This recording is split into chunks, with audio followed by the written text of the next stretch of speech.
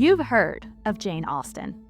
She's in our movie theaters, our high school classrooms, even on the British pound. She's inspired more than 400 novel adaptations, and probably more than a few of your favorite movies and series. You might even consider yourself a big fan of Jane Austen. But do you know who Jane Austen was? Like, really, who was she as a person? The thing is, Austen is everywhere, but we know very little about her.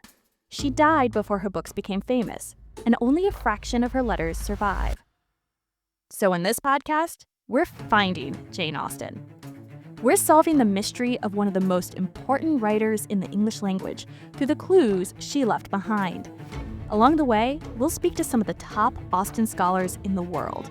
So it meant marriage for Austen, who does seem quite independent, would have meant a lot of sacrifices. And it's really interesting that when she did have the choice, she then changed her mind. So she had the choice and she had the chance to be the lady of the manor, and she chose not to. Austen was obsessed with criminals as a teenager. For people who haven't read Austen's teenage writings, I will tell you that she's got murderers. Well, she might have been a polite young lady, and I'm sure she was very well behaved at parties, but she was no Victorian prig. Through documentary, literary, and archaeological evidence, we'll get to the bottom of some of the greatest debates about her life. Did Austen first publish under the name Sophia Sentiment? Why did she never marry despite being proposed to 3 times? And why did her family allegedly destroy almost all of her letters? Whether you love Jane Austen, or if you haven't read her since high school, we invite you to join us in Finding Jane Austen.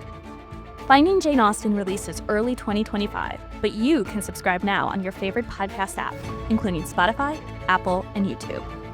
Finding Jane Austen is researched and written by me, Dr. Ann Furtick, and is a production of R2 Studios, part of the Roy Rosenzweig Center for History and New Media at George Mason University. Go to r2studios.org to learn more.